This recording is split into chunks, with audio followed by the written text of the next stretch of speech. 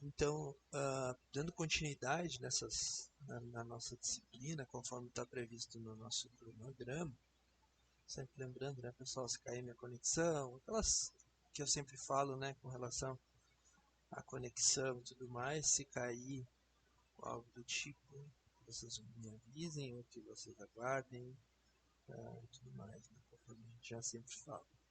Então, conforme, só deixa eu apresentar aqui para vocês, mostrando para vocês. Então nós encontramos basicamente que aqui, né? Então nessa semana a gente fez a avaliação lá do dia, a avaliação de CA. Então se a gente for ver, a gente está entrando para as últimas 4 semanas aí da disciplina. Então serão partes bem mais rápidas com relação a conteúdo e tudo mais, né? Além disso, a gente terá uma, uma atividade que vai ser na próxima semana, então ainda eu estou pensando se essa atividade, a princípio essa atividade não vai acontecer no horário de aula, que nem as outras duas, então conforme eu já previ aqui, né, pessoal? Então a gente teremos 2 aulas de análise de potência, que começa hoje, depois a parte de correção, e aí uma atividade de avaliação que será assíncrona. Então vai ser fora do horário da aula, então vai ser uma atividade que vocês terão que resolver. É semelhante, mas talvez com uma janela aí um pouquinho maior de um dia ou um pouco mais. Então saibam que semana que vem, então provavelmente na sexta que vem eu vou estar disponibilizando essa atividade. Essa atividade vai ter um prazo um pouquinho maior, que vai contar como avaliação 3. Tá? Essa avaliação 3 ela não vai acontecer então, que nem estava previsto aqui de acontecer durante os períodos de aula, que nem foi. Então, nas próximas 2 semanas a gente tem conteúdo. E aí depois, então, eu vou, parte da sexta, quando eu encerro, eu passo essa atividade. E depois a gente entra na parte de instalações, que vamos trabalhar mais ou menos semelhante a isso. Pode falar, Arthur. Quais vão ser os pesos dessas duas avaliações? Os pesos é aqueles que eu forneci lá no começo, né? Deixa eu só ver aqui. Essas avaliações aí, essas avaliações, elas são referentes à etapa 2.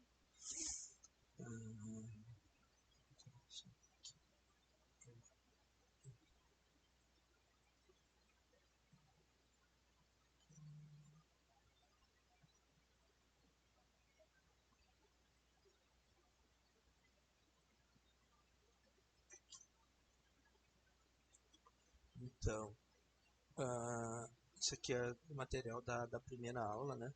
Então, conforme a gente já fez, né? Então, que era referente ao primeiro semestre, né? Então, uma avaliação teórica sobre eletromagnetismo, uma avaliação teórica sobre circuitos CAs, entrega das atividades assíncronas, até as atividades que vocês entregaram na última semana antes da prova. Segundo, referente ao segundo semestre, né? Uma avaliação teórica sobre a parte de potência elétrica em CA, então tem peso 4, essa que perguntasse, né? Depois tem uma parte sobre instalações, que tem peso 3.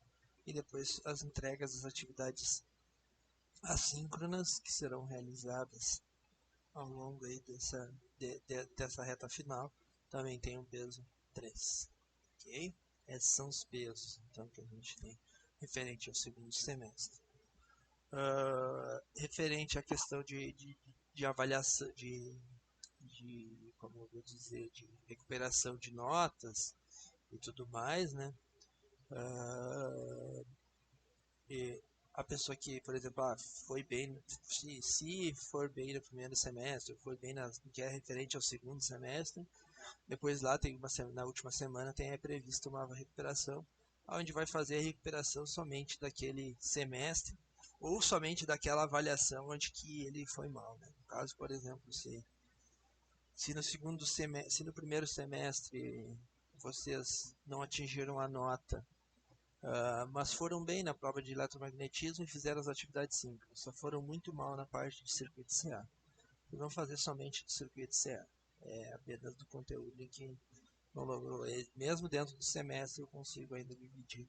E por isso que eu esquematizo a disciplina com 4 eixos, né? Então, porque aí a recuperação ou qualquer forma de conteúdo é via os 4 eixos. Então, os pesos das avaliações, então, são esses aqui. Ok? Quanto à correção de prova e tudo mais, eu ainda não comecei a corrigir, espero fazer isso quanto antes, né? E fechar as notas do primeiro semestre o quanto antes, mas não tenho ainda um prazo sobre isso, tá? Mas pretendo fazer o quanto antes. Quem tem nota de prova que não corrigiu porque tinha enviado por e-mail ou o que for, eu só peço que aguardem, né? Que eu estou organizando tudo certinho e tudo mais. Né? Assim que eu fechar todos, eu coloco lá uma notícia no mural dizendo, ó, todas as notas que eu tinha na primeira prova e na segunda prova estão postadas e tudo mais. Ok? Bom, pessoal, mas vamos em frente. Qualquer dúvida aí, pode interromper ou o que for. Tá? Bom, então a parte de potência elétrica que nós vamos estudar, ela é uma parte de continuidade do conteúdo que nós vimos já trabalhando na parte de circuitos de corrente alternada. Então a gente vai seguir trabalhando o conteúdo como um todo. A gente vai utilizar coisas que a gente utilizou lá em circuito CA, mas direcionado para o cálculo de potência. Aqui a gente vai querer estar calculando a potência elétrica, os tipos de potência e qual a influência dela que ela tem no circuito elétrico. Então, quando vocês estudaram potência, né, então, circuitos com resistores em corrente contínua, então circuitos resistivos, né, para o cálculo de potência, somente é necessário fazer o quê? A gente pega simplesmente e faz o nosso potência é igual a V vezes I. Então, ou seja, eu pego a minha tensão contínua, multiplico pela minha corrente contínua e eu tenho a minha potência elétrica. Toda a minha corrente, ou seja, todo o meu deslocamento de elétrons e a força que eu utilizo para empurrar é convertida em trabalho. Isso é potência elétrica em corrente contínua. Quando a gente trabalha em circuitos elétricos de corrente alternada, que pode produzir defasagem entre a tensão e a corrente, então a gente já viu isso, que a minha tensão e a corrente elas se defasam de acordo com a característica do circuito, esse processo torna-se um pouco diferente, visto que quando eu trabalho com tensão e corrente contínua, o que acontece? Quando eu trabalho com esse tipo de grandeza, eu tenho uma tensão e uma corrente. Eu tenho um P, um V e um I. Né? Eu tenho essas duas grandezas, elas são contínuas, então basta eu multiplicar elas. No momento que eu multiplico elas, eu encontro então a minha potência. Então, quando a gente trabalha com corrente alternada, isso aqui acontece de forma senoidal. Então, eu tenho uma tensão e uma corrente que são senoidais. Então, eu tenho uma tensão. Então, horas elas vão ser positivas, horas vão ser negativas. As indutâncias e as capacitâncias, então a gente já viu que a presença de indutor e capacitor presente cria campo magnético e campo elétrico, respectivamente. Então, a presença desses dispositivos, aqui representado por uma pequena bobina e aqui representado por um capacitor, então a presença desses dispositivos causam o quê? Causam essa influência no nosso circuito devido à defasagem produzida pelos mesmos. Assim, então, parte da potência que a fonte entrega ao circuito é para a energização desse campo. Então, ou seja, uma parte da potência é para criar esse campo magnético e esse campo elétrico. A energia armazenada nesse campo é temporariamente devolvida ao circuito. Por quê? Porque ele está alternando, então uma hora está num sentido, hora no outro. Então a gente diz que esses dispositivos eles têm capacidade de absorver e de fornecer, devido a essa defasagem que eles causam no circuito. Assim, neste caso, existe um ciclo de consumo de energia pelo circuito, para criar campo magnético e campo elétrico, e após a devolução dessa energia para o circuito elétrico. Então, o indutor ele tem o campo magnético, né? E depois ele tem que devolver esse campo magnético para o circuito. Então, ele vai ter que devolver esse campo magnético. O capacitor é o contrário, ele tem o campo elétrico, então, e ele acaba devolvendo isso para o circuito. Então é importante destacar isso, né? Que a presença de indutor e capacitor causa defasagem e influencia na potência. Ó, então, ó, a potência total fornecida pela fonte nem sempre é consumida pelo circuito. Nem sempre ela é consumida pelo circuito. Parte dela é utilizada para criar campo magnético, se for indutor, e elétrico, se for capacitor, mas não dissipa. Então, ela é utilizada para produzir esses campos, mas ela não é dissipada. Ok? Bom. Então, a forma mais intuitiva de potência é a chamada potência instantânea. Mas o que é potência instantânea? Porque tem vários tipos de potência. A gente vai ver que tem vários tipos de potência associada a um circuito. A chamada potência instantânea, embora a gente acabe não utilizando, é o produto do quê? A tensão alternada senoidal pela corrente alternada. Então é como se eu estivesse fazendo o seguinte: a minha potência no instante de tempo t, é a minha tensão nesse instante vezes a minha corrente. Só que a gente sabe que a minha tensão ela pode ser alternada, ela é expressa dessa forma aqui. Então eu tenho que a minha tensão é V de pico seno de ômega t mais delta, vezes o I de pico vezes o seno de ômega t mais delta. Ou seja, eu tenho uma multiplicação de funções senoidais. Eu não tenho um simples processo de V, como era lá na corrente contínua, em que eu tinha V vezes o I. Então, eu não tenho, nesse caso aqui, neste processo, a gente não tem uma simples multiplicação. Então, é só multiplicar o V de pico vezes o I de pico. Eu tenho toda uma alternância senoidal. Então, eu não posso só multiplicar essas tensões e correntes. Ok? Bom, adiante. Bom, a tensão de pico, então, é o máximo que a minha senoide pode ter, enquanto que a minha corrente de pico a gente já sabe que é o máximo que eu posso ter com relação a ela. Bom, manipulando, utilizando as propriedades trigonométricas, que eu não vou estar fazendo aqui, essa multiplicação ela fica expressa dessa forma aqui. Tá? Bom, mas o que é isso, né? Aparentemente eu tenho uma equação que ficou maior ainda, né? Então eu tenho essa equação aqui. Para só um pouquinho.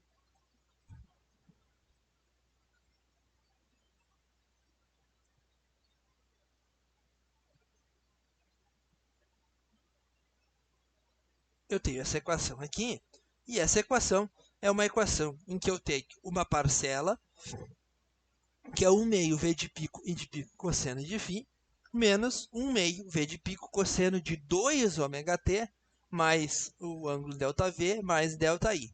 Ou seja, para que eu consiga chegar aqui, eu tenho que fazer alguns artifícios e utilização de propriedades trigonométricas. Basicamente, é isso. A gente faz na utilização de propriedades trigonométricas. Bom, mas chegando aqui, o que acontece? Se a gente tem, então, isso aqui, que a nossa potência é representada por essa equação aqui, só um pouquinho.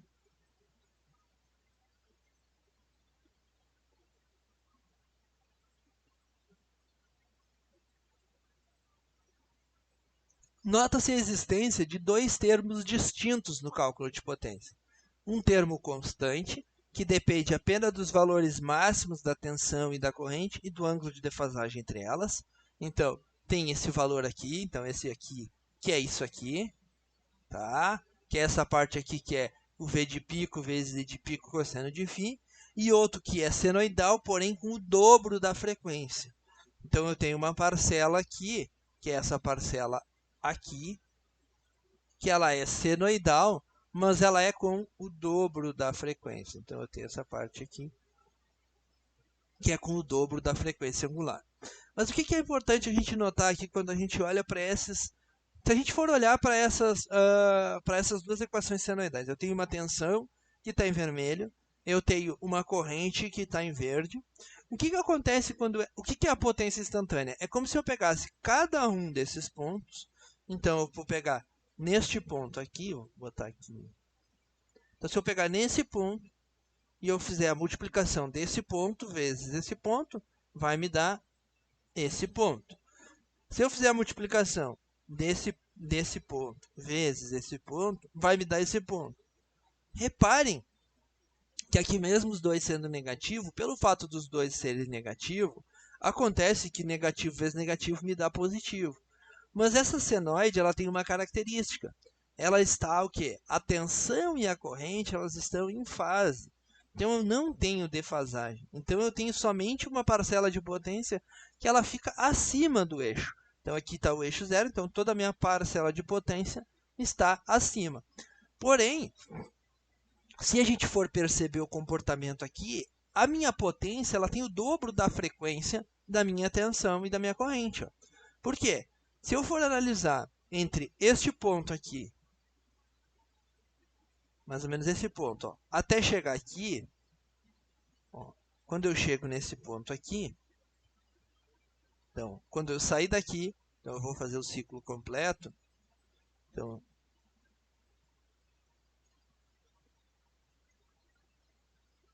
eu saí daqui,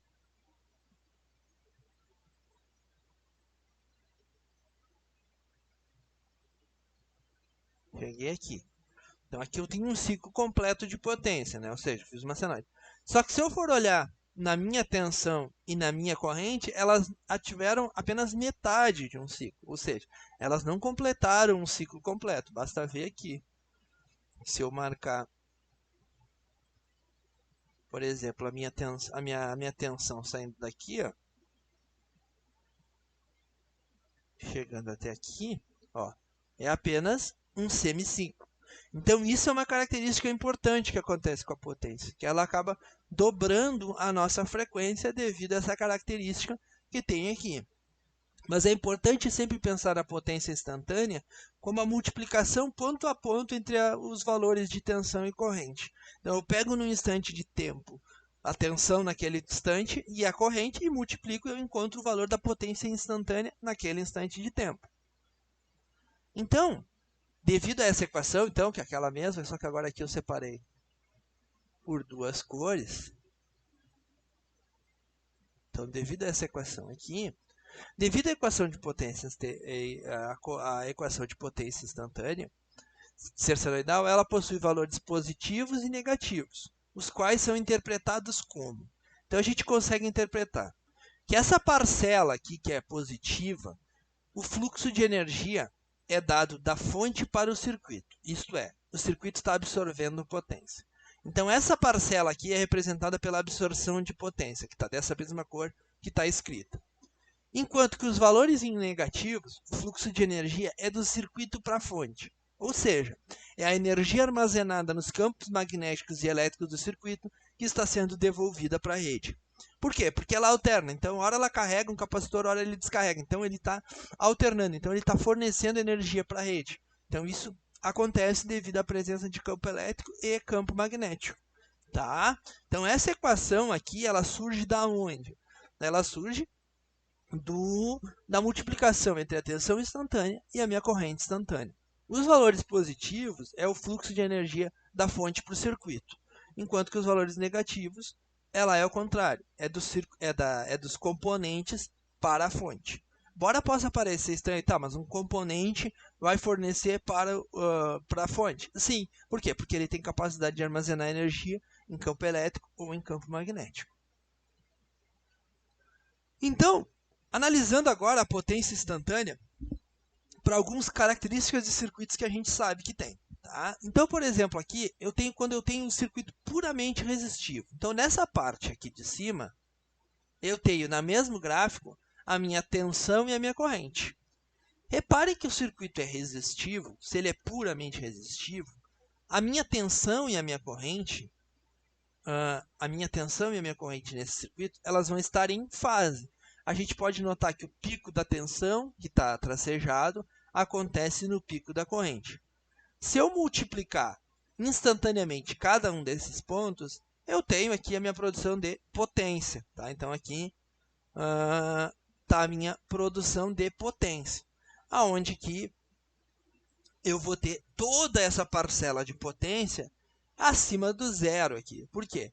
Porque mesmo quando é negativo, os dois são negativos. Negativo, por exemplo, esse ponto com esse ponto, vai me dar o quê? O ponto máximo aqui. Ou seja, negativo por negativo, ele vai me dar, então, um positivo. Para um circuito puramente resistivo, a gente diz, então, que a gente tem apenas uma parcela acima do eixo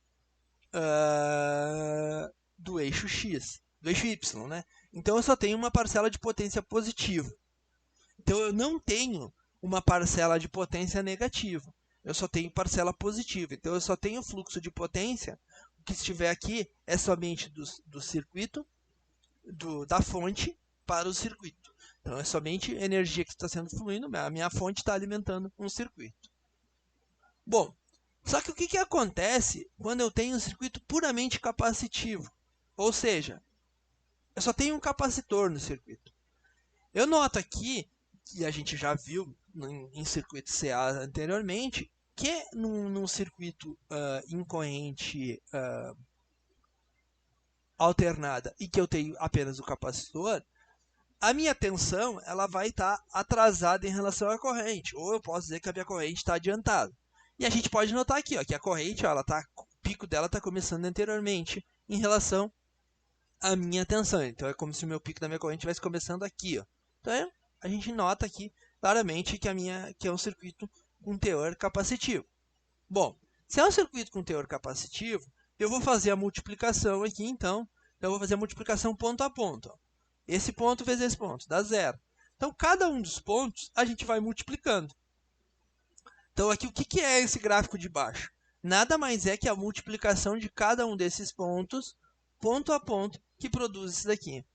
Reparem o seguinte, nesse tipo de circuito aqui, pode-se concluir que o capacitor, durante o semiciclo, absorve energia da rede elétrica, armazenando na forma de campo elétrico, e no semiciclo seguinte, ele devolve integralmente a energia para a rede. Então, o que acontece? Por isso que tem o dobro da frequência. Porque, na verdade, o que acontece?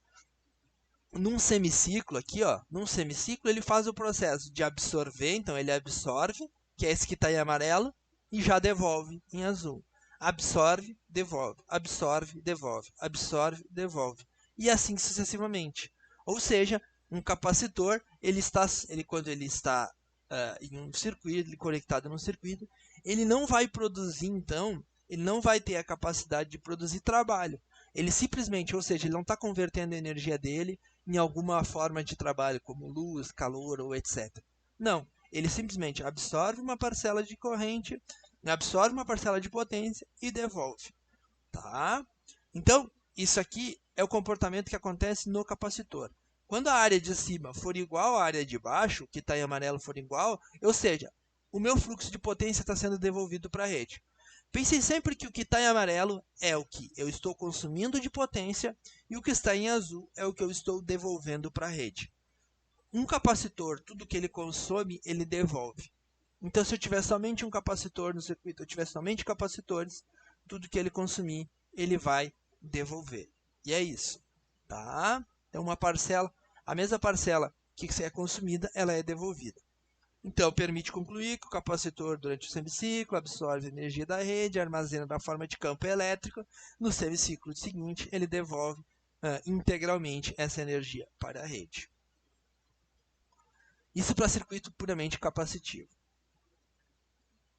Quando eu tenho um circuito puramente indutivo, acontece o contrário pelo fato de que a corrente está atrasada. Né? Então, inverte se a gente for analisar aqui, um gráfico em relação ao outro. Aqui eu tenho inicialmente a absorção do circuito, né? E depois devolução. Aqui acontece o contrário. Né? Por quê? Porque no circuito puramente indutivo, eu tenho o seguinte, eu tenho que a minha corrente está atrasada. Então, pode ver que a corrente está começando depois da minha tensão. Então, a minha corrente está começando depois, ela está atrasada. Então acontece a mesma coisa. Por quê? Porque aqui, ó, nessa região que está em azul aqui, quando eu multiplico ela, isso aqui é negativo. Negativo vezes positivo acaba dando negativo. Mas acontece sempre o mesmo. A minha potência instantânea, que vai variando. A parcela que está em amarelo é a parcela positiva, então a gente diz que é o que está sendo absorvido pelo circuito. E a que está em azul é a que é devolvida para o circuito. Entretanto, aqui a gente nota também que, como o circuito é puro, toda a parcela de potência ativa que é recolhida da rede é devolvida para a mesma. Então, permite concluir que o indutor, durante um semiciclo, absorve a energia da rede elétrica, armazenando na forma de campo magnético, e no semiciclo seguinte, ele devolve integralmente essa energia para a rede. Tá? Então, esse é o comportamento quando eu tenho um circuito puro ligado na rede. Então, ele vai ficar fazendo apenas essa troca. O que não é convencional, né? A gente, em geral, a gente acaba sempre tendo conexões e outros tipos de dispositivos, outros resistores, né? Circuitos que não são puros. Né? Aqui a gente está falando de circuito puro. Né? O circuito puro, então, seria eu ligar diretamente apenas esse componente, que não é usual, a gente não faz esse tipo de coisa, porque a gente não teria por que estar ligando na rede elétrica o circuito somente com um indutor ou somente com um capacitor. Tá? Aonde que a gente vê esses circuitos que são, por exemplo, indutivos? Um motor elétrico é visto pela rede como um circuito indutivo, mas ele não é somente visto como apenas um puro indutor.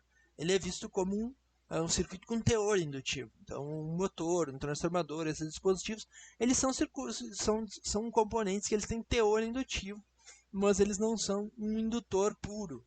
Então, eles têm uma realização de trabalho, até porque um motor ele converte a energia elétrica que está sendo fornecida para ele em energia mecânica. Então, essa conversão faz com que eu tenha uma parcela de potência elétrica, então, ou seja, eu tenho uma realização de um trabalho, então eu tenho uma parcela de potência elétrica que é a potência utilizada para produzir o movimento e uma parte de potência que é utilizada para produzir esse campo magnético. Então, por isso que a gente está caminhando para ver que a gente tem três tipos de potência em um circuito. Bom, só que o que acontece quando eu tenho um circuito com teor indutivo? Tá? Quando eu tenho um circuito com teor indutivo, que é o que mais usual que a gente tem em aplicações principalmente industrial, o que acontece? Ó? Eu tenho uma defasagem entre essa tensão e a corrente, só que essa defasagem não é de 90 graus. Quando eu tinha um circuito indutivo, que nem eu tinha aqui, a defasagem era 90, puro, né? Quando eu não tenho um circuito puro, eu tenho uma parcela de defasagem. Só que essa parcela faz com que eu tenha o quê? Eu tenha uma pequena potência negativa, ou seja, uma pequena parcela de potência que está sendo devolvida para o circuito, e o restante é potência que está sendo absorvida pelo circuito, então não é devolvida. Então, nesse tipo aqui, então, de toda a potência absorvida pelo circuito, parte dela é dissipada pela componente resistiva da rede, então o que está em amarelo é dissipado, efeito Joule, e o restante é armazenado na forma de campo magnético, o que está em azul. Parcela de energia que é devolvida à rede elétrica é aquela que foi armazenada anteriormente no campo magnético da componente predominante. Então, a que está em azul é a que é devolvida. O que é amarelo é o que está produzindo o movimento do motor, ou o que está produzindo o acendimento de uma lâmpada lá que tem a presença de um reator. Essa parte que está sempre inferior, ela é a parte que é devolvida para a rede. A soma de tudo isso é a potência envolvida no circuito, o módulo da potência. Potência média, que a gente vai dizer depois. Então, a potência, o módulo é uma coisa. Entretanto, o comportamento é que essa que está em amarelo, o que está em amarelo, a gente pode dizer, então, que é a parte de potência ativa do circuito. Ou seja, é convertida em trabalho. Enquanto que o que está em azul, ele é a potência reativa, ou seja, a parcela de potência reativa. Bom, isso acontece tanto para um circuito com teor indutivo, tanto para um circuito com teor capacitivo. O que muda é somente a defasagem. Mas o que é importante sempre destacar é essa diferença que a gente tem entre as áreas aqui. Ó. Então, a gente tem uma diferença entre as áreas, onde que eu tenho essa área em amarelo aqui, né, que é a potência que está realizando o trabalho, e essa daqui é a presença de campo magnético, ou neste caso, de um capacitor. Então, a presença de campo elétrico. Esse campo elétrico ele é devolvido para a rede, só que ele é em proporções diferentes, que é o que acontece nos circuitos. Por isso que é tão importante o termo fator de potência. O fator de potência é cosseno desse ângulo de defasagem, né? Tanto que se esse ângulo de defasagem não existir, vai ser cosseno de zero. Cosseno de zero é 1. Então quer dizer o quê? Que toda a minha potência ela é convertida em trabalho. Então é por isso que a gente utilizava lá o termo fator de potência. O fator de potência está relacionando essa defasagem e é muito utilizado e é utilizado para o cálculo da nossa potência ativa. Ok? Então, ó, de toda a potência absorvida pelo circuito, parte dela pela componente resistiva da rede, efeito Joule, e uma parte armazenada em campo. Então, nessas figuras aqui, o que está em amarelo é potência que é convertida em trabalho, ou seja, efeito Joule, e o que está em azul, ele é campo magnético ou campo elétrico, se for capacitor ou se for indutor, que é devolvido para a rede. Ok? Bom, alguma dúvida? Ficou alguma dúvida com relação à interpretação dessas figuras ou algo do tipo?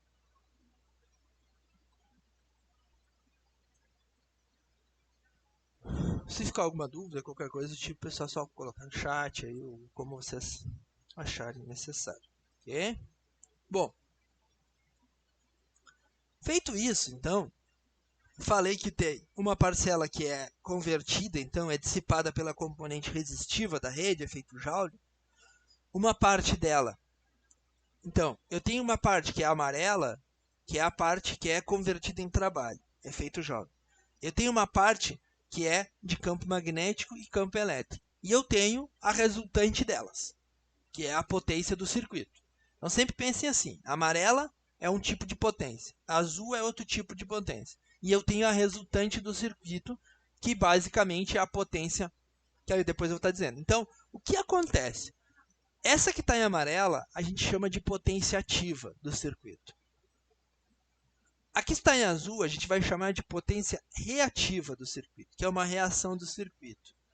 E a potência resultante do meu circuito é a minha potência aparente, que engloba a potência ativa e a potência reativa. Bom, sendo assim, então, definição de potência ativa. Potência ativa é aquela potência efetivamente utilizada para produzir trabalho, seja ela na forma de calor, movimento ou luz. Tá? A unidade é o watt e é representada pela letra P. O instrumento, existe um instrumento que mede essa potência, esse instrumento até inclusive a gente fazia práticas no laboratório, é utilizado, talvez vocês farão no terceiro ou quarto, na bancada de medidas, utilizado para medir potência ativa é o wattímetro. Tá? O próprio nome já diz, né? O wattímetro ele tem a capacidade de medir a potência ativa do circuito.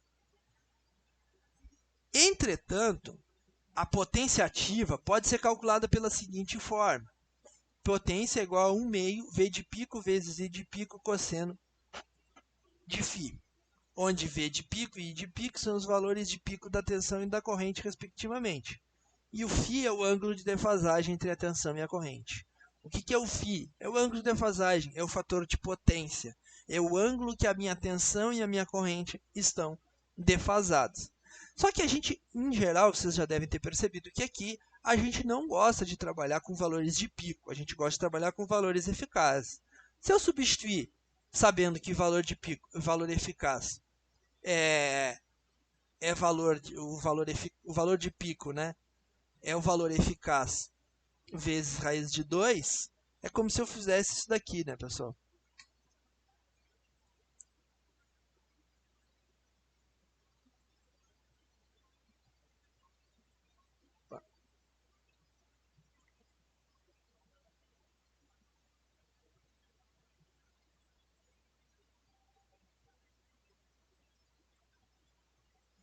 Bom, eu sei que, só para em termos aqui da equação, né, eu sei que o valor de pico é igual ao VRMS vezes raiz de 2, né?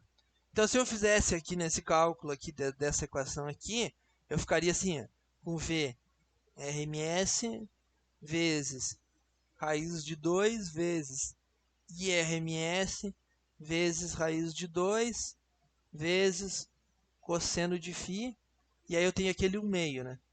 Se eu multiplicar esse raiz de 2 por esse raiz de 2 é da raiz de 4, que dá 2, que eu corto com esse daqui, e obrigatoriamente, então, eu chego nessa equação aqui, ó, que eu sei que V é eficaz, então, em vez de π sobre raiz de 2, eu fico o seguinte, obtém-se que o valor da potência ativa, considerando valores eficazes, é ou eficaz ou RMS. O V eficaz vezes o I eficaz vezes o cosseno φ. Φ. Mas o que é o φ? Tá? Ângulo de defasagem.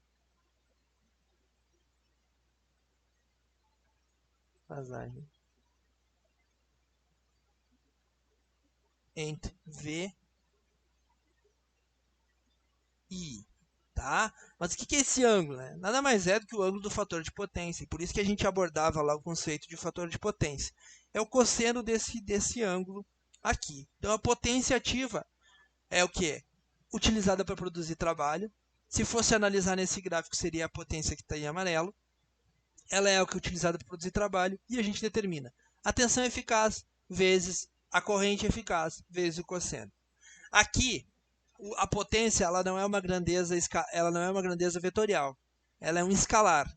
Então, o valor aqui que eu vou pegar de V eficaz é sempre o módulo da tensão, o módulo da corrente, vezes o cosseno do ângulo de defasagem. Então, se eu tiver lá uma corrente 220, uma tensão 220 ângulo 30, eu vou pegar esse valor aqui apenas. O ângulo eu só uso para pegar a defasagem entre a tensão e a corrente. Por isso que é importante fazer a representação fasorial do circuito. A potência reativa, então, do circuito. Potência reativa é aquela potência não utilizada diretamente para a produção de trabalho. É a potência gasta, por exemplo, na magnetização dos núcleos de transformadores, no campo elétrico dos transformadores. Então, assim, geralmente o pessoal diz assim, ah, tá, mas então não seria legal eu eliminar a potência reativa, né? Porque visto que ela, como é que eu vou dizer, ela não é desejável, ou ela não é algo necessário, ela não produz trabalho. Aqui até eu falo, é uma potência necessária, mas indesejável, pois representa apenas perdas no sistema. De fato, ela só representa perda. Mas é que o transformador, para ele funcionar, ele precisa do quê? De campo magnético. O motor, para funcionar, ele vai precisar de campo magnético. Ou seja, todos os dispositivos envolvidos, eles precisam de campo magnético ou campo elétrico. Sendo assim, não tem como a gente eliminar ela. Então, a potência reativa é aquela não utilizada para produção de trabalho. Então, ela não é utilizada para produção de trabalho, mas ela é utilizada para magnetização de núcleo, transformadores, motores, campo elétrico de capacitores. Ela é um mal necessário para o funcionamento dos dispositivos. Tanto que, em geral, a gente tenta o quê? Controlar e corrigir o valor do fator de potência. A unidade de potência reativa é o volt-ampere reativo, então a gente, quanto à potência ativa, a gente utilizava o watt, aqui a gente vai utilizar o var, e representamos por Q. Tá? Então, a letra Q é utilizada. Então, enquanto a gente utiliza o P, que a gente já utilizava lá em circuitos 1, né, no primeiro ano, para potência, né, que é V vezes I, né? Só que agora a gente tem V vezes I cosseno, né? Enquanto que aqui a gente utiliza a letra Q. O instrumento que a gente utiliza para medir potência reativa é o varímetro. Esse instrumento, basicamente, seria o instrumento responsável por medir essa parcela de potência que está em azul nesses gráficos aqui. Varímetro. Tá? Bom, o valor da potência reativa, considerando, é aquela parcela que nessa equação aqui, que eu mostrei inicialmente, essa parcela aqui, tá? Que eu consigo expressar ele da seguinte forma. V vezes I vezes o seno de φ. Aonde que o φ, mesma coisa. defasagem. É a defasagem entre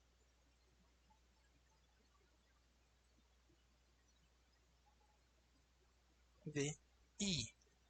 O φ, então, é a defasagem entre esses dois. Existem dois tipos distintos de potência reativa. Um associado aos indutores e o outro associado aos capacitores. Então, eu sempre tenho que saber essa característica. Eu tenho que olhar o teor do circuito. Por isso que a gente falava em teor do circuito. Porque esse teor do circuito é o que vai me dizer se a minha potência ela é reativa, indutiva ou capacitiva. Então, aqui, ó, VAR deve-se utilizar, após a unidade de potência, o teor do circuito elétrico, para que se saiba qual o efeito predominante na rede. Se é VAR IND ou VAR CAP. Ou seja, volt-ampere reativo indutivo ou volt-ampere reativo capacitivo. Uma das coisas que mais se faz, principalmente na parte de técnico mesmo, é muito analisar esses tipos de potência. Eu diria assim que saber diferenciar esses três tipos de potência é algo que é básico para qualquer atuação que a gente vai fazer com relação a, principalmente ambiente industrial. O que é potência ativa? O que é potência reativa? E o que é a terceira potência, que é a potência aparente? Tá? Isso são algo extremamente importante, porque geralmente no ambiente industrial ele é composto por o quê? Muitos motores. Geralmente pega uma indústria, ela tem diversos tipos de motores. O motor, a gente pode pensar o motor como um indutor. O indutor ele atrasa a corrente, então ele causa uma defasagem entre a corrente. E eu tenho uma parcela de potência reativa. Tanto que depois, quando a gente estudar a correção desse fator de potência, a gente vai perceber que, basicamente, quando tu tem um teor indutivo, tu vai lá e coloca capacitores. Os capacitores eles vão ajudar no circuito. Se tu tivesse um circuito com teor capacitivo, que é muito raro, a gente colocaria indutores. O que se tem na prática no ambiente industrial é tu tem muitos motores, diversos motores lá, e eles têm um teor indutivo. E aí tu vai lá e coloca o capacitor. Pensa logicamente o seguinte, o indutor ele não atrasa a corrente? Atrasa. Se tu tem um atraso de corrente muito grande, tu vai lá e coloca o capacitor, porque o capacitor adianta a corrente, até que eu possa conseguir fazer um balanço. Tudo que os meus indutores atrasam, o meu capacitor adianta e eu fico com a corrente em fase.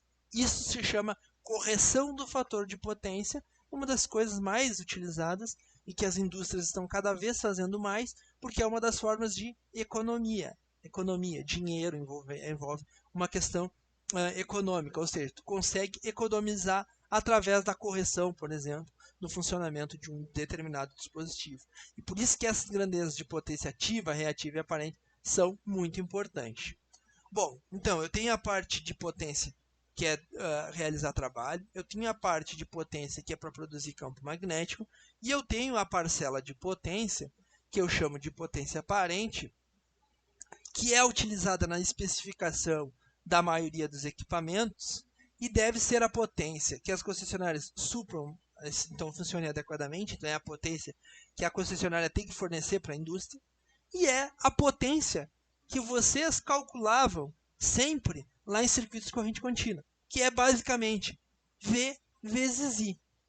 Eficaz, tá? Ou RMS, tanto faz. Quando eu falo eficaz, é o mesmo que RMS.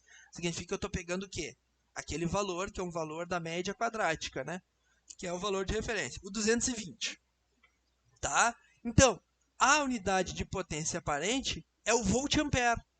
Então, é comum vocês pegarem um dispositivo e vocês identificarem, ó, volt-ampere. Tá, mas beleza. Essa potência, ela é a potência ativa?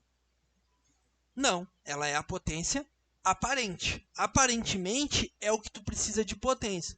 Só que dentro dessa potência aparente tem uma parcela, que é a parcela de potência ativa, e uma parcela que é a parte de potência reativa. Então, uma parte dela é utilizada para realizar trabalho, então, ou seja, produzir o movimento, ela vai produzir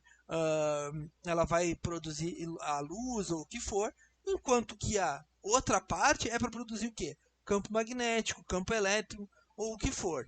Tá? Essa potência aparente, então, ela está relacionada à potência ativa e reativa. Só que ela não é simplesmente um cálculo onde que eu somo a potência ativa mais a potência reativa. A gente vai estar vendo agora aqui. Então, o que é importante destacar aqui? As três potências, então potência ativa, reativa e aparente, saber diferenciar as três.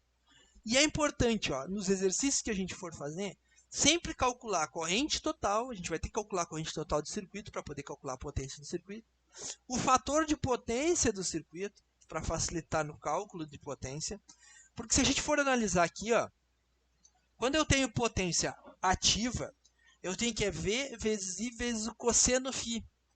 Cosseno φ, ele é fator de potência. É a mesma coisa que eu só multiplicasse pelo fator de potência já. Tá? Por que é cosseno φ? O φ, ele é o ângulo de defasagem entre a tensão e a minha corrente. Bom, então é sempre importante calcular para que vai facilitar no cálculo de potência. Por quê? Porque eu posso representar a minha potência elétrica, embora ela seja uma grandeza não vetorial, ela não é então aqui eu não estou usando vetores, eu posso utilizar o triângulo das potências. Aonde eu sei que eu tenho que a potência é V vezes I cosseno φ, então o meu P é isso, é V vezes I cosseno φ, enquanto que eu tenho que o meu Q é igual a V vezes I seno φ. Só que o que é V vezes I? V vezes I, eu sei que S é igual a V vezes I.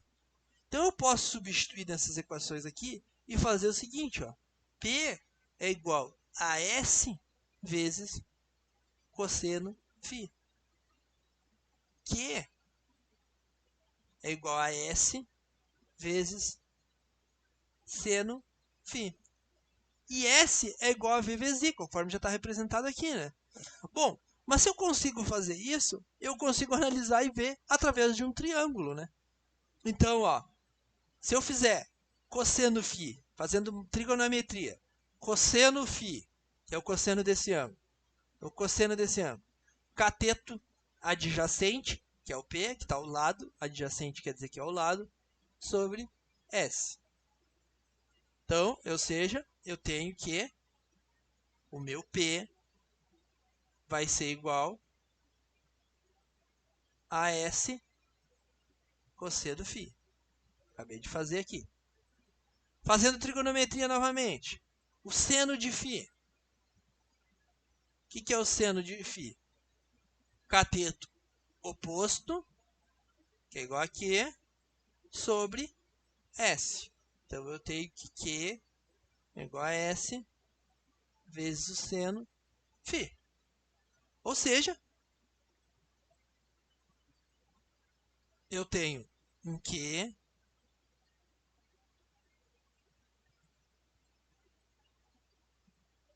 e eu tenho um P. Ou seja, através dessa relação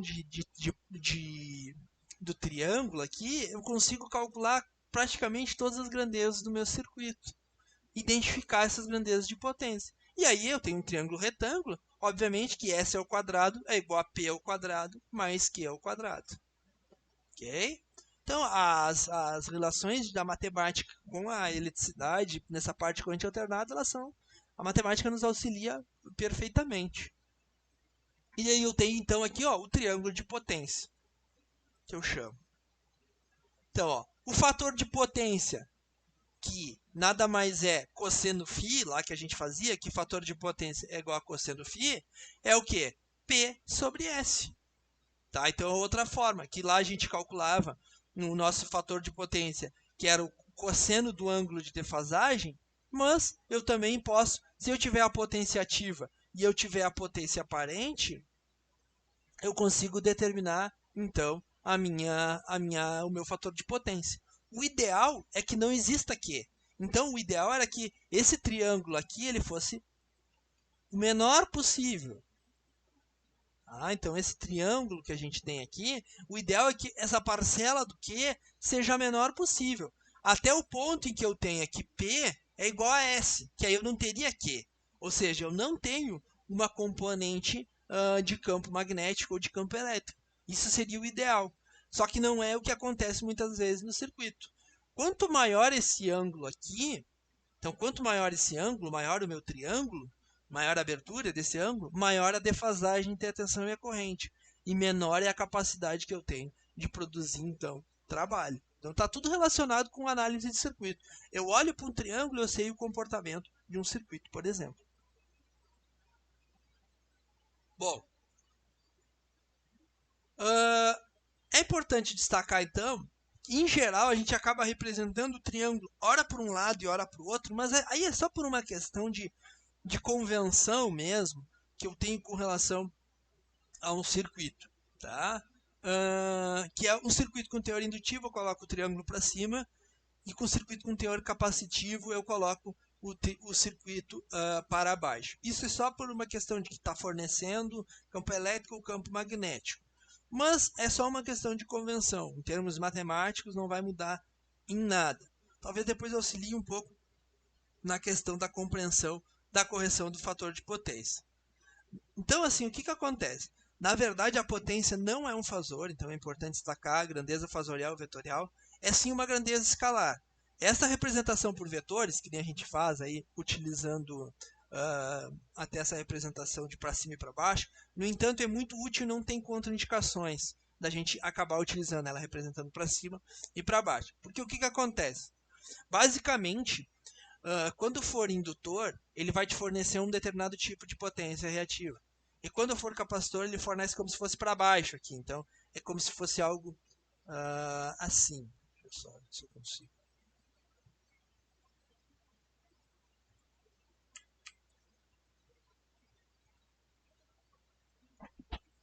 Só um pouquinho.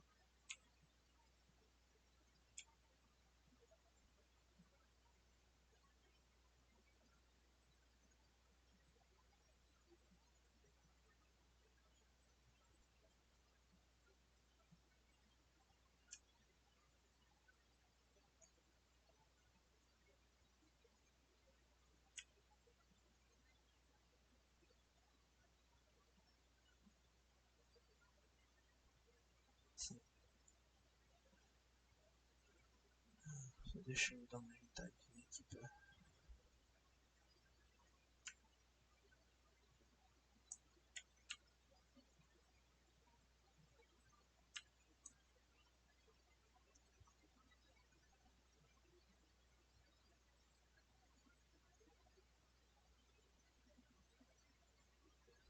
Okay. Sim. Então, basicamente, é como se um fornecesse um tipo de potência, então o P é o mesmo, né, porque é a potência ativa, né, só que um vai fornecer uma potência positiva e outro negativa. Isso aqui é importante só para destacar que esses tipos de potência deles têm características distintas. E por isso que depois eu vou usar um capacitor para corrigir o fator de potência, ou seja, para diminuir esse ângulo de defasagem.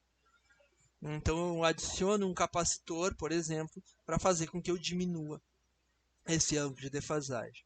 Tá? Então sempre pense que a potência ativa é a que produz trabalho.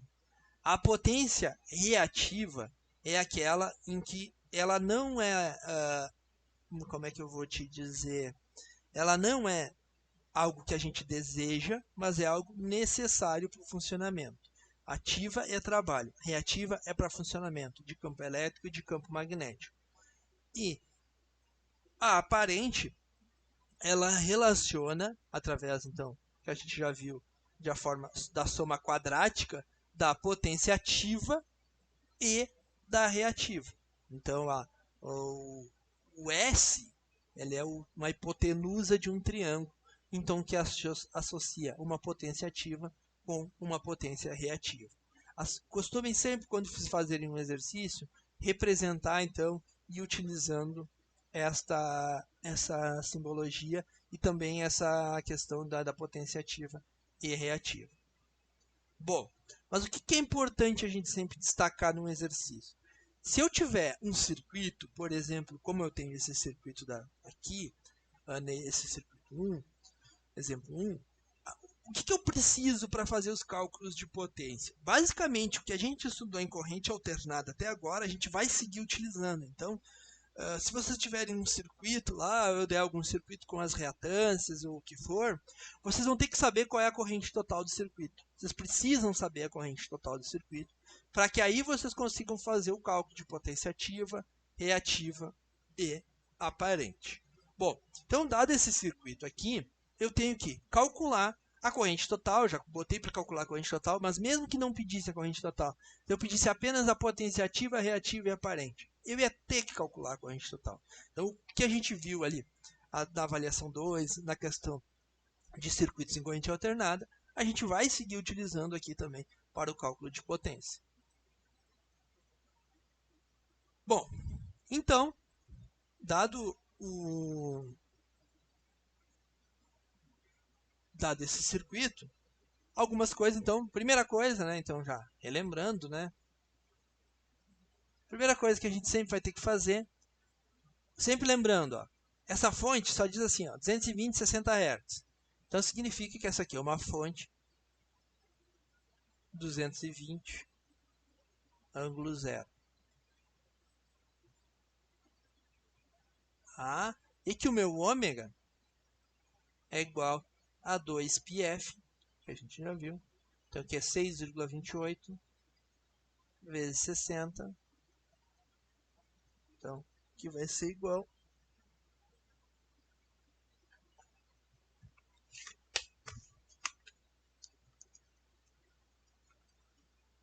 a 376,8 radianos por segundo.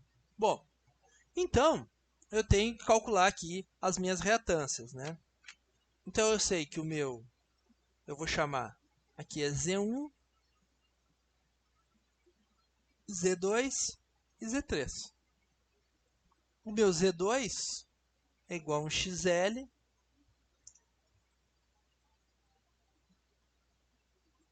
que é igual a ômega vezes L, que é igual a 376,8 vezes 250 vezes 10 na menos 3. Então, Z2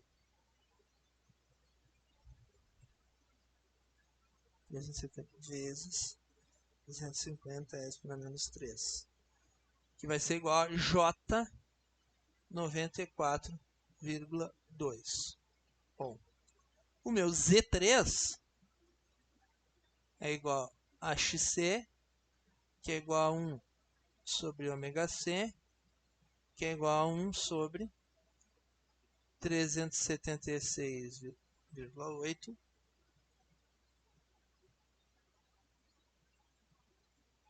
vezes o capacitor, que é 80 vezes 10 na menos 6. Z3, 1 divididos por 376,8 vezes 80 exp na menos 6. 1 divididos por 376,8 vezes 80 exp na menos 6 vai ser igual a menos J 33,17 ohm. Ou seja, eu tenho então aqui os meus valores das minhas impedâncias. Eu já consigo calcular, porque isso aqui é um circuito série, bem simples, né? Então as três estão em série.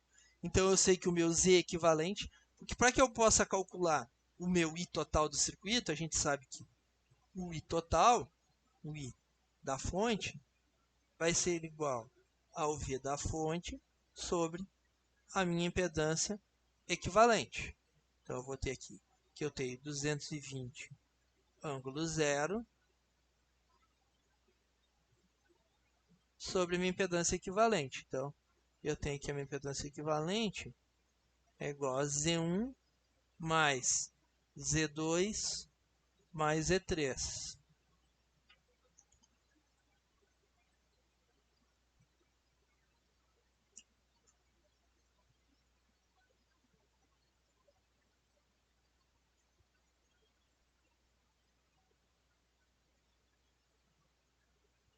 Então, eu tenho que o meu Z equivalente vai ser igual a 100 mais 94,2, então mais J 94,2 menos J 33,17. 94,2 menos 33,17, então vai ser 100 mais J 61,03. Isso aqui seria minha impedância equivalente, né?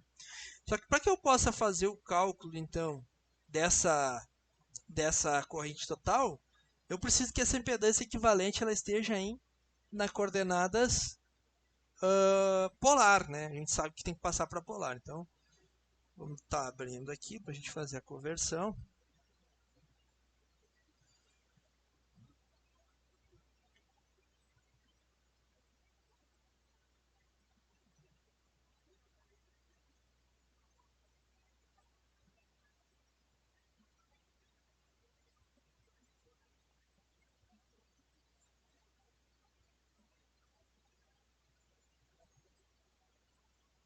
Então, eu vou colocar aqui em retangular, né? Então, eu estou colocando em retangular 100,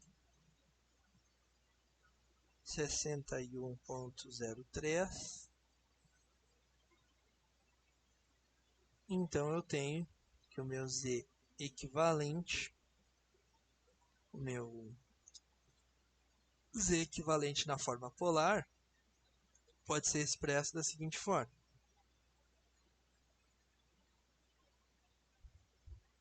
Cento e 17,15 ângulo de 31,4.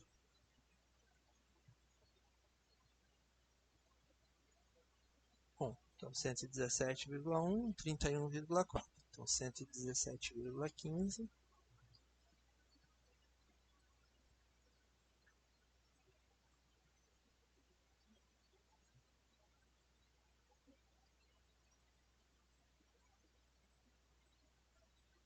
117,15, 31,4. E agora eu tenho então como está determinando o meu valor da minha corrente nesse circuito. 220 vezes divididos, então 220 divididos por 117,15, então vai dar 1,88 ângulo de menos 31,4 amperes. Ok? Bom, aqui a gente já consegue agora tirar várias conclusões desse circuito. Quais que a gente consegue tirar? Primeiro, quando a gente olha para a impedância, depois que a gente já tem uma certa experiência nesse tipo de solução de exercício, a gente nota o seguinte, ó, a impedância resultante, ela ficou com mais J 61,03, né? Então ela ficou com mais J 61,03. Mais J significa que é um indutor. Então a impedância equivalente, o equivalente desse circuito, o que a fonte estava vendo, a fonte estava enxergando um resistor e um indutor. Que isso é o que a maioria dos circuitos, na verdade, acontece o que a fonte vê. É um indutor e um resistor sempre. Ou seja, uma parte que é parte real e uma parte que é uma parte imaginária, que é para geralmente produzir campo magnético e funcionamento dos dispositivos.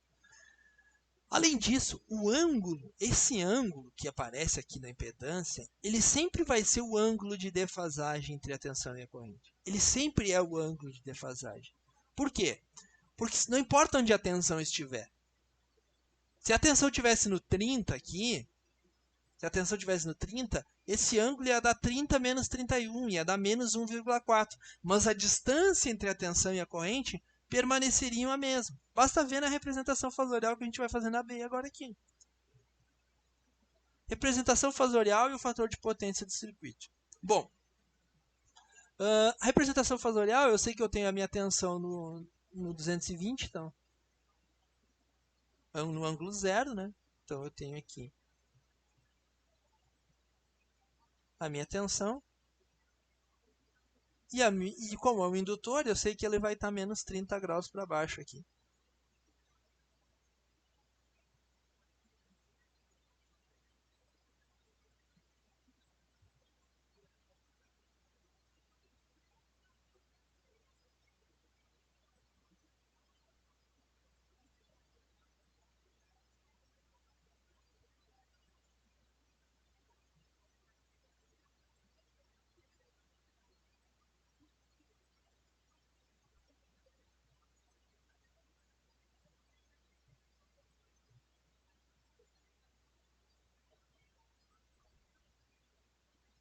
Então eu tenho a minha tensão e eu tenho a minha corrente aqui.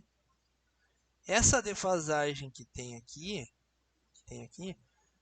no caso, é 31,4.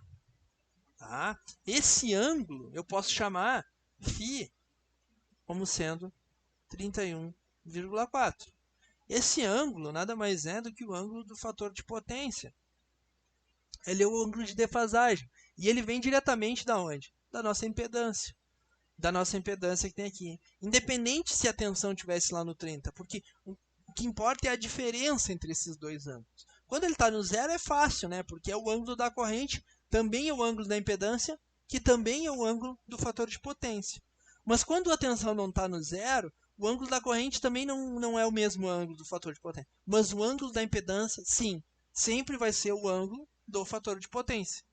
Tá? Então, qual o fator de potência? O fator de potência vai ser igual a cosseno de φ, que é igual a cosseno de 31,4.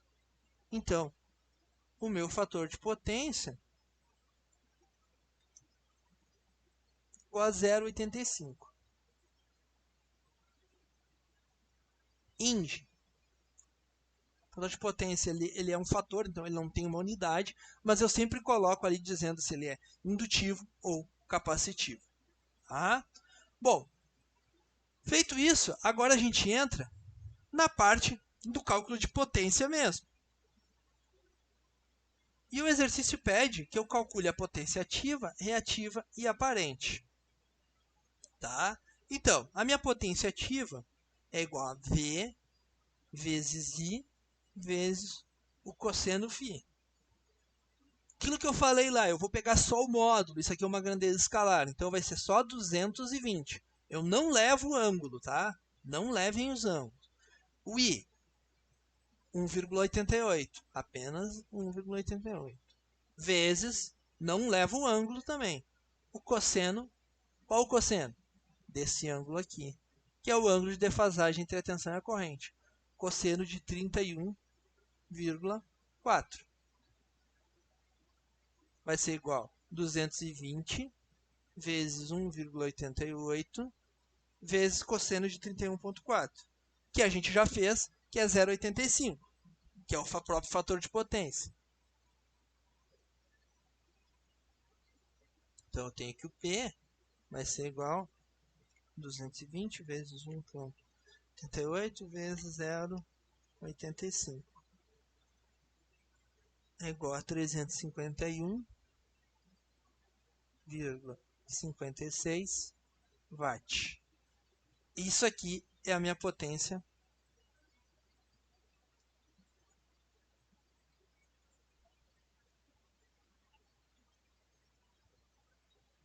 ativa. Ok? Essa aqui é a minha potência ativa, 351,56 watt. Bom, potência reativa. V vezes I seno de φ. 220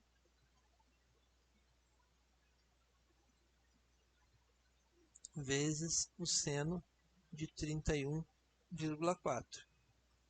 220 vezes 1,88 vezes seno de 31,4. 0,52.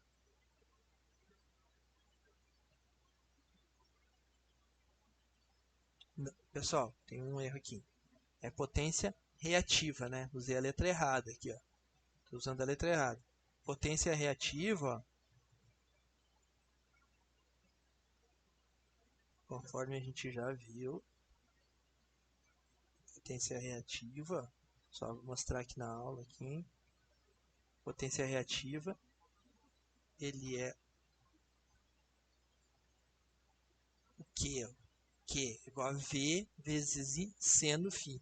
Tá? Eu estava usando S, não. Potência reativa é V vezes I seno φ.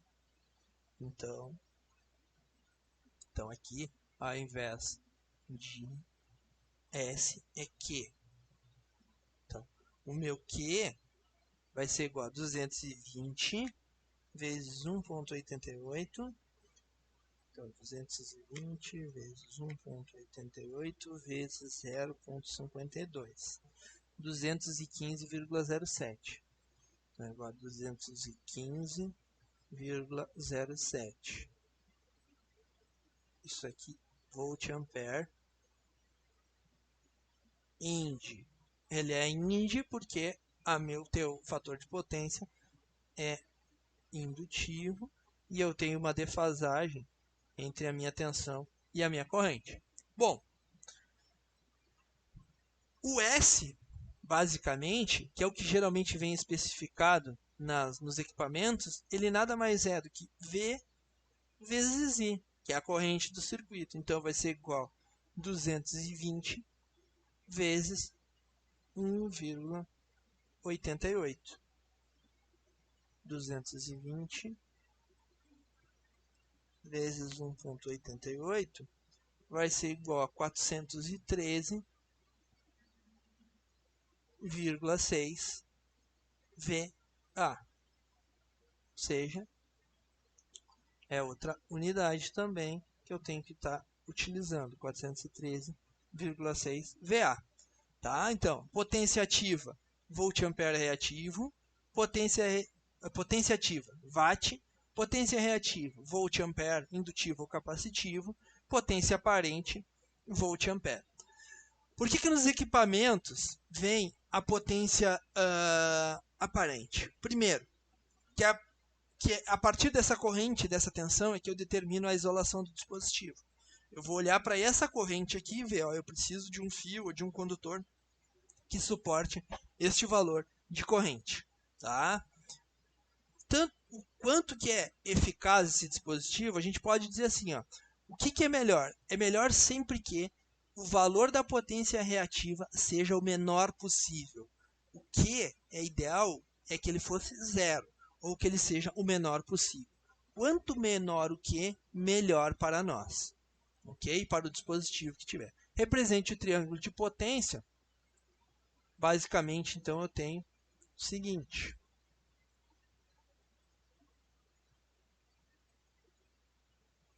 Eu tenho aqui uma potência ativa, que eu posso estar representando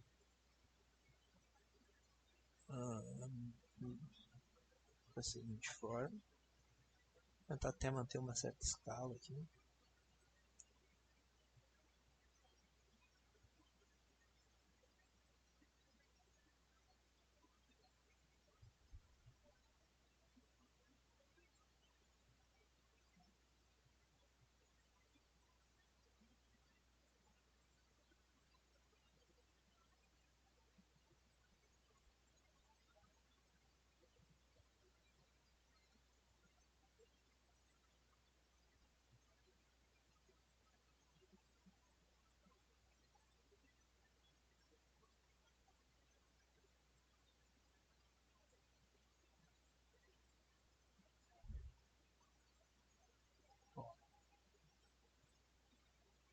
fiz com uma determinada escala aqui, ó.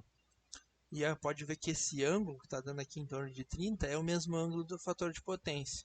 Tentei manter uma proporção aqui. Fiz isso aqui com... Fiz eles em escala, P e o Q. E aí aqui o ângulo está dando aproximadamente o valor do ângulo do fator de potência.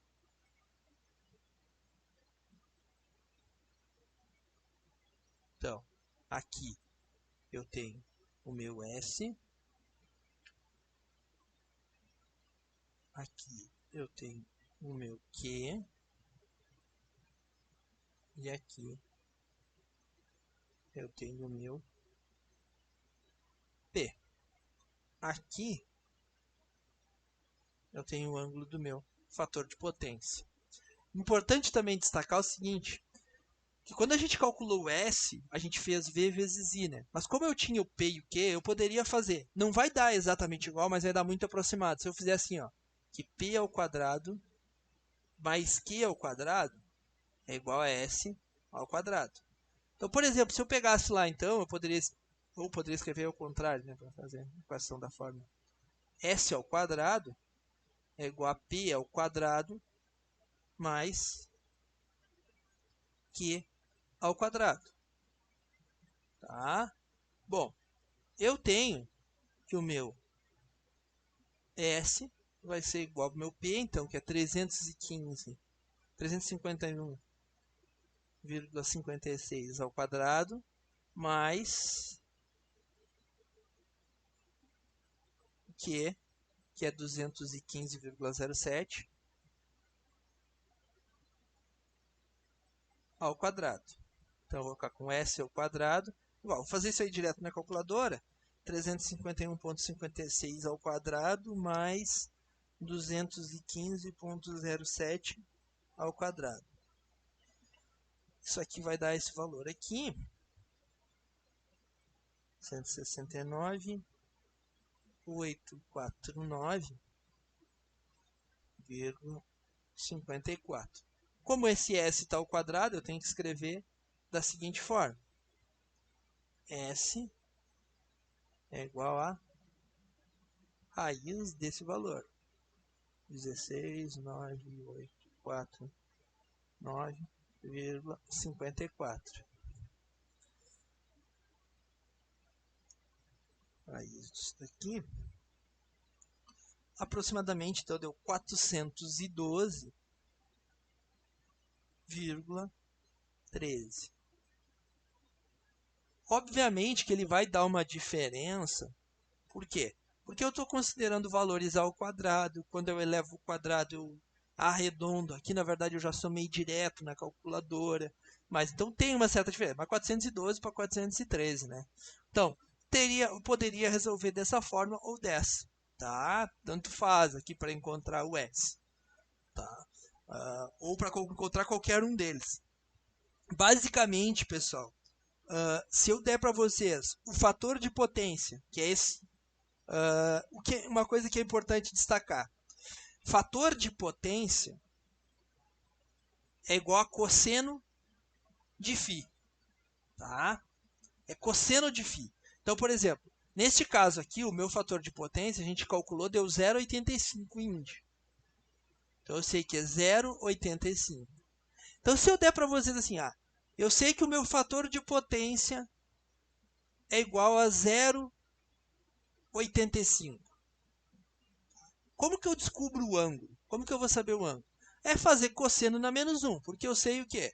Eu sei que o fator de potência é igual a cosseno de φ. Tá? Então, eu tenho esse valor aqui do fator de potência. Eu tenho esse valor de potência. Então, eu faço o quê? Cosseno na menos 1 de 0,85 vai me dar o meu ângulo. Tá? Então, por exemplo, se eu colocasse shift cosseno na menos 1 de 0,85, aí me dá um ângulo. Então, eu tenho que fazer cosseno na menos 1 do fator de potência. Então, quando eu quiser saber o ângulo do fator de potência, eu vou fazer cosseno na menos 1 do FP. Tá?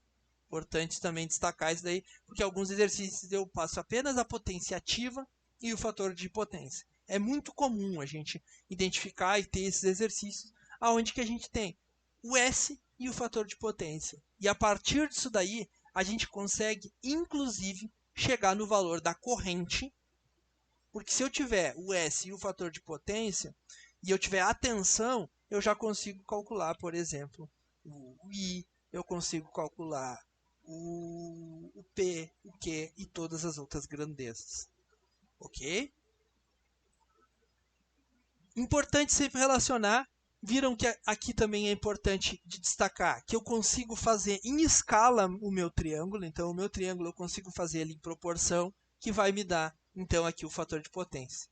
Porque como que eu fiz em escala? Por exemplo, aqui eu vi que era 35, né? Então, eu peguei tipo, tá certo, fiz rápido, né? Assim, o valor, mas é como se eu tivesse dividido, eu dividi por 100. Então, eu dividi por 100 aqui, deu 3,5, multipliquei por 2.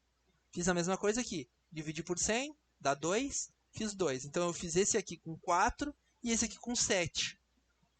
Tá? E aí, esse ângulo aqui, obviamente, vai acabar. Então, eu posso fazer em qualquer proporção. Fiz rapidamente aqui, mas eu posso fazer sempre escalar. Se eu fizesse 351 UP, ou poderia ter feito 35 centímetros e 21.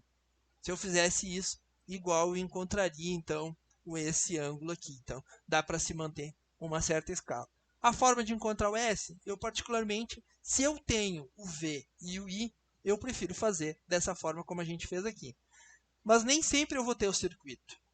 Tem casos em que eu vou dar assim para vocês. Na próxima aula eu já vou fazer assim. Um conjunto de cargas. Eu vou dar várias cargas e aí a gente vai calcular o P e o Q. Importante sempre. Eu só posso somar potência ativa com potência ativa, potência reativa com potência reativa, porque a potência, pessoal, a potência S, a gente pode ser escrito como sendo P mais JQ. O S é isso, é a potência ativa mais a potência reativa. E quando eu faço o ângulo, isso aqui é genial. Porque o que acontece? É como se eu estivesse convertendo isso daqui para uma parte polar. Então, quando eu estou representando o S aqui, ó, dessa forma, é uma parte real, uma parte imaginária. É como se fosse um número complexo. Então, eu tenho lá aqui a minha potência ativa, ela nada mais é do que essa junção desses dois aqui, em que eu posso escrever, inclusive, como sendo um S e um ângulo de defasagem ali, que é o próprio ângulo da potência reativa, da potência aparente, no caso. Então, P, potência ativa, Q, potência reativa, tá? E o S, potência aparente. Tá? Aqui, embora a gente não vá estar dando tanta essa abordagem, mas qualquer livro, qualquer coisa que a gente for pegar, uma potência ela é expressa dessa forma. P mais JQ. Tem uma parte real, uma parte imaginária, e a partir disso daqui, então, eu tenho a minha representação do meu número complexo ali, e que for. Se eu fizer esse aqui mais esse aqui ao quadrado, por mais que a minha potência, eu poderia até escrever assim, de uma forma assim. Então eu poderia botar assim que a minha potência em CA, a minha potência em CA é P mais JQ. Tá? E ainda eu posso escrever ela dessa forma, ou S ângulo φ. Ou seja, S ângulo φ é igual a P mais JQ, que é a mesma representação da minha equação e da minha potência complexa. Bom, pessoal, da minha parte era isso. Se tiver alguma dúvida, deixo aberto aí para que vocês tenham alguma dúvida. Acho que amanhã talvez já saia a atividade assíncrona dessa semana. Talvez, eu não sei se vai ser em uma ou duas parcelas, mas fiquem atentos. E o vídeo da aula de hoje, assim que estiver renderizado, eu já disponibilizo lá também para vocês. Vou estar disponibilizando lista de exercício sobre o tema, conforme a gente já vinha fazendo aí nas últimas aulas, ok? Não tendo nenhuma dúvida, fico aberto aí para perguntas ou o que for. Estou à disposição, aí, pessoal, se a gente tiver alguma dúvida. Até é bom quando alguém pergunta alguma coisa.